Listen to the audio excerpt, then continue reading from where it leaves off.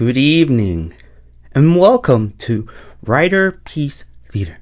Me, Alister Dahak. Tonight, me proud to present episode 11 of Kamen Rider Geats. Enter the labyrinth.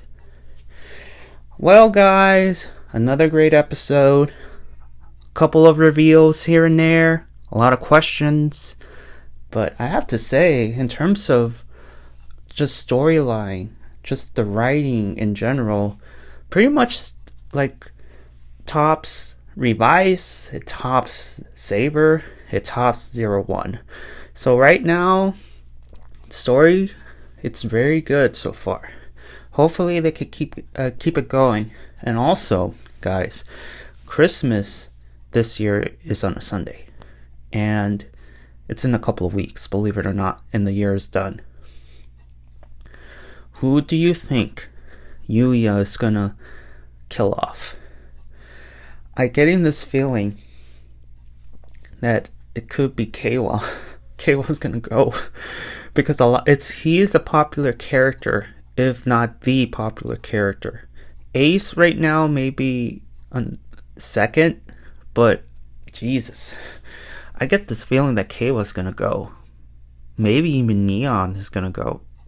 But I feel like Neon's gonna stay due to her father. And I don't think Ace is gonna go. Come on, he's the star of the show. His image is right there. But then again, in terms of Rider, people don't just stay dead for very long anyway. They will come back in some manner, and we've seen it time and time again. So their deaths are only going to be temporary. So far,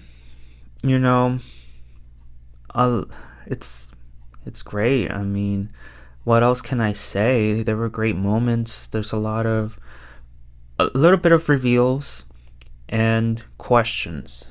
I know I'm repeating myself, but this is from on top of my head, from my heart, opinion. I have notes, but these notes are from the episode. So let's just get started, right? So sorry, kids. No Keiwa Chronicles this time. This is the Tsumori Chronicles. And by the end of the Chronicles, Tsumori is hoping and praying that is today the day that Geats is gonna be eliminated. And next to her is Ace. And Ace, from the look on his face, he looks crushed. He looks sad. And he asks Tsumori, you really don't like me as your brother, do you? You want this to be done, huh? And let's face it, Tsumori just tells him, yeah, I want this to be over. You're not my brother, in blood. We don't know each other. We're strangers. I want this to be done. And poor Ace. I mean, I wish I could have screenshots on my videos, but I'm too afraid that Toei, the studio, is gonna copyright strike me. So that's why I used the banner, just to be safe. But you guys already seen the episode, so you already know what I'm going to say, and you already seen it, so you don't really need screenshots. As much as I would like to do screenshots, I'd rather be safe than sorry, because the last time I did screenshots, I was copyright struck, and yeah, I don't want to do that unless there's a way around it. And if you guys do have a way around it, please share it in the comments below or email me or something. Anyways, so we're back on the DGP family house. Oh god, this is just... I wish they had made a Roseanne intro. So it's gonna be the shortest intro ever. You have, for those who've seen Roseanne and already knows what I'm talking about. But at least Roseanne's family is always happy. In this case, Ace's family is sad, and very suspicious towards Ace, and with good reason. And and this time, after the game master / butler serves them lunch, this time he asks Ace the same questions Sumori asked last week. And obviously Ace is not going to give him an answer. And we get a reveal on what his new wish is going to be. So he asks, okay, why do you want us to be part of your family? Why are you doing this? What are you planning? What the hell's going on? Obviously, Ace is not going to tell shit. So you have the game master approaching this table where Ace's past wishes are being stored. And so now we get a real glimpse of how many tournaments he has won. So far, he has won 4. And then on his 5th and current wish, he wishes to be a part of the staff, which raises eyebrows like, what is this? What is going on? And we all know, and I told you this last week, that he's looking for his mom, and he believes that the DGP knows where she is. That's why he wants to know every single little secret that they have. He wants to know everything about them in order to search for his mom, or at least finds his mom. And yeah, that's pretty much one of the reasons, and maybe just to know its secrets. So 2 reasons. So we lead to the waiting lounge where the game master unleashes the punkjack. He tells punkjack / Win, like, you need to get rid of Ace. You need to, that's your goal, your mission. You need to find a way to get rid of this guy. And Sumori, all shocked, like, should we remain neutral about this? And you have the game master. In this last part of the scene, I was bursting out laughing because last week I said the same thing. He said that this man, Ace, wins too much. He needs to go. And I said this last week.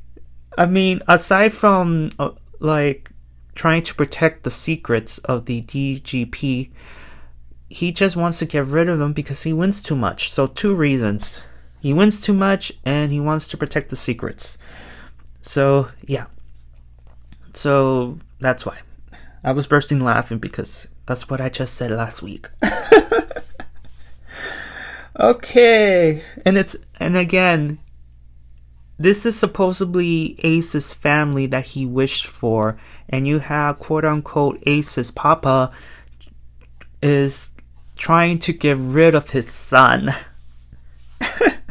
Again, they're one big happy family. What a cruel irony that is. Anyways, let's move on, shall we?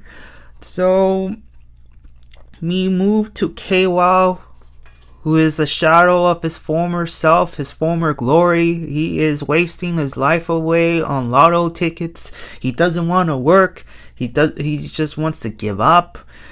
His luck sucks, and his life sucks. And you have his sister knocking some sense into him, making him go to the interview.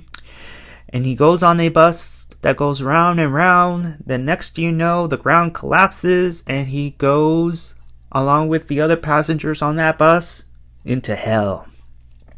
Yep. So all those passengers on that bus goes straight to hell. So we move on to Neon. Now that her memories has returned, she is leaving her parents behind once again with her luggage and everything, and she leaves. Only this time, later on, we get to see her parents having this discussion. Mostly her mom is asking, a fair share of questions like what the hell's going on? Who is this girl? What are these boxes for? What the hell is going on? And of course, Neon's papa tells her, like, I know eventually I need to tell you everything, but now is not the right time. And then the man in black comes in, tells them that Neon escaped. Mama is all, okay, go out there and get her back. But this time, Neon's dad just told him to stop. Let her go. She's an adult. She will take care of herself. Leave her be.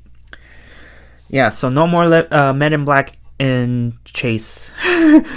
No more Men in Black chase, whatever.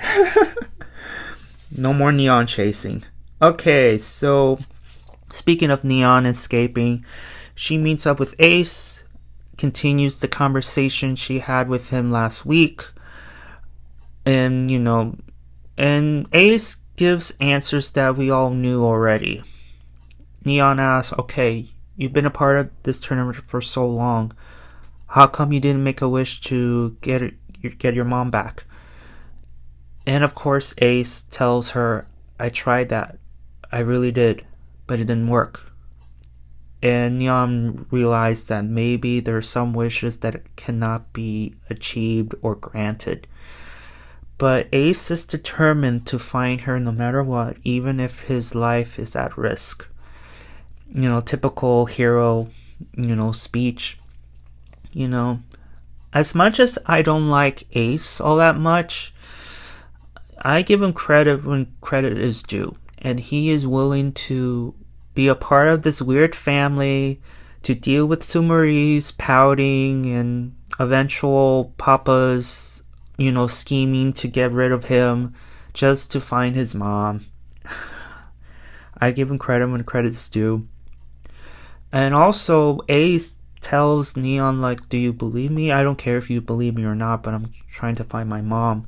And of course, Ace has a history in terms of tricking and lying to people, aka Kayla. But still, to this day, I don't understand why he pulls these things on Kayla and not Neon. But that's just me saying. Mind you, this is from the heart, from my brain, and not coming from my notes all that much. So they get summoned by Sumari to return to the Temple of Desire to announce round 2. And they get transported to the manor. And for those who have seen Super Sentai Kamen Rider as long as I have, that manor has been used a lot. So that's just a side note. Anyways, so the riders are transported to the manor. They get greeted by the passengers from the bus. Keiwa is there included, so there is 4 or 5 survivors, and there are 4 or 5 civilians. So Tsumari announces this round 2, which is called Escape the Labyrinth. The rider's goal is to keep their partner, the civilian, alive and escape together. That's the goal. However, they have this collar, and then we discovered why the collar reacts a certain way. So they get paired up. Sumari gets paired up with Punkjack, while the other riders get paired up with the passengers of the bus.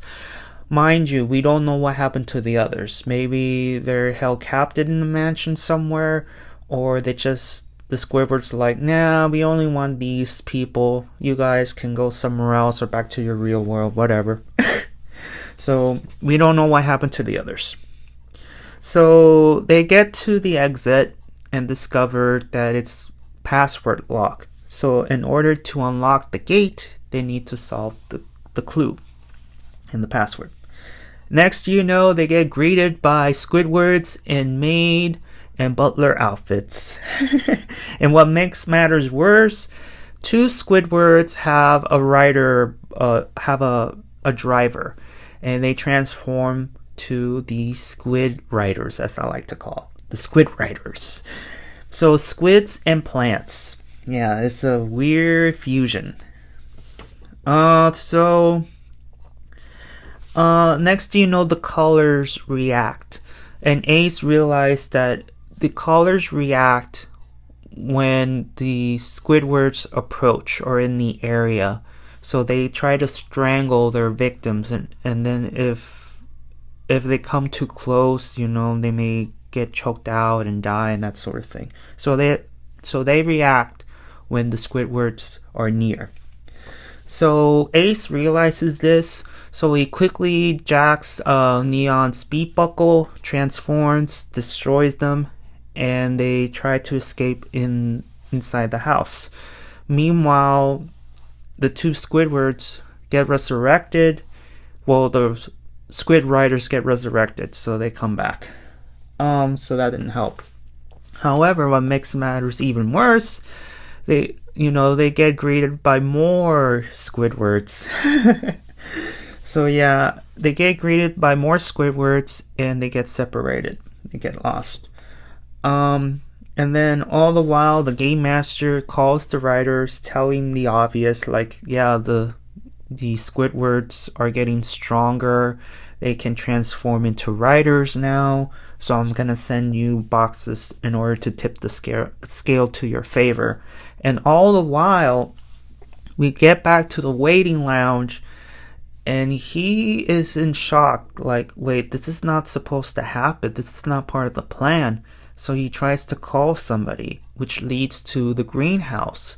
And then in this scene where we get to see this man in this greenhouse, and guess what? He's not only breeding plants, he is breeding Squidwards. He's breeding Squidwards. And I assume, this is just a theory, that the game master / butler and the greenhouse Squidward is in cahoots. They're in cahoots. They are working together, and I believe that this man is going rogue, and he wants to unleash Squidwards upon the world. Hence, the time of the Squidwards has come. And then you see baby Squidwards hanging almost like kakunas. And then you see on the floor, on the ground, you see broken ID codes from fallen Kamen Riders. Here's another theory. I think those broken codes that contain the writers' memories, ideals, everything, maybe their souls, are being used to breed these Squidwards. I think this is a wild theory, that these Squidwards came from the fallen writers from past tournaments. This is just a theory, guys, but what do you guys think of that? What do you guys think about that theory? Write in the comments below. Write it now. So yeah, I believe the game master and the breeding Squidward man is in cahoots, and they did this tournament to go as ongoing as possible. That's just my belief. Anyways, let's move on, shall we? So the writers, at least Neon and Ace, are in this dinner room lounge, and they see all these paintings, and below there are clues, and then Ace spots a particular painting that has sunflowers, and assumes that this painting, this clue, may be the key to solving the lock. And then Neon approaches, they continue the talk, and then all of a sudden she mentions her dad, that there's a possibility that her dad may be connected to the DGP. And Ace's head went, oh, okay, so I need to investigate him as well. So after that, the Squidwards find them, they get attacked, and then we move on to Win and Sumuri. He finds the box where it contains the golden buckle, called the Golden Fever Buckle, I think it's called, and then goes back to solve his clue, because you see him arrange a couple of symbols underneath the painting and all that. And then Michinaga appears out of nowhere and confronts them. Like, I knew your pairing was so fishy, so squidy. Like, why are you trying to eliminate Ace? And the scene ends right there. We don't know if in the next episode they will give him a straight answer, maybe trying to convince him to be a part of their group to get rid of Ace. But Michinaga has proven to be an honorable man. He's not gonna join them just to get rid of Ace. Yes, he wants to get rid of Ace, but he wants to do it his way. So let's move on. So they get caught, and then the others run from the Squidwards, and then we get the truth as to why Keiwa is the way he is now. Ace notices something weird about Keiwa and realizes that this is not the Keiwa of old. The Keiwa he knows will never go into despair like that. Never. And then he realizes and talks to Neon that I think I know why he acts the way he does now. Not only that you lose your memories, but you will lose your ideals, you will lose your personality. And yeah, that's what actually happened. But once he gets his ID core back, his old self will return. So it's gonna happen next week, guys. It's gonna happen next week. So Keiwa is down in the dumps, all in despair. His life sucks, and then the Squidwards attack again. The riders try to hold him off, keeping their partners safe. The old man goes in and protects his people, and I have to give applause to the old man. He did good. He did great. He didn't die. I thought he was gonna die in this episode, but no, he just went in, gave a good fight, but it didn't pan out. And Kay was like, "Why did you do this? Why?" And it's my job. I may be old, but I don't want to see you guys go before me. And he's just giving up because again, he is old. There's nothing much he can do. But then you have Ace coming in, doing his speeches like, "Don't give up. You need to believe that you will win. You need to fight." And then he gets the box from the Squidwards he defeated, gets another copy of the golden buckle, the same one Win got. He uses it, and guess what? It's nothing more than a golden a scarf. Nothing more than a golden scarf. Anyway, so let's see. So the buckle is called, I believe it's called the Golden Fever Buckle. It's a golden scarf. And then we have this Matrix fight, CGI fight. It's pretty good. Ace does his thing, destroys all the Squidwards in the room, and he rescues the people, and they escape. And also Ace tells them, you need to believe. Once you believe, luck will find you. And then they leave. And then a new Squidward, a butler Squidward, comes in, picks up the driver, and transforms into the new Squid Rider. And that's the end. That's the end of the episode, guys. I mean, a lot of questions, a little bit of reveals here and there, like Ace's wish, to the game master / butler and the greenhouse breeding man are in cahoots, but I believe he went rogue. Michinaga realizes that Sumuri and Punkjack are planning on eliminating Ace. Keiwa, the reason why his personality changed, we know why. And Neon, and we have questions about Neon's dad. And also, we now know why Ace's original wish didn't work, but we know that he is determined to find her no matter what. Still, where is Papa? Where's Ace's Papa? I realized, like, where is Ace's Papa? Like, what happened to him? Hopefully we'll find some information about him, but I doubt it.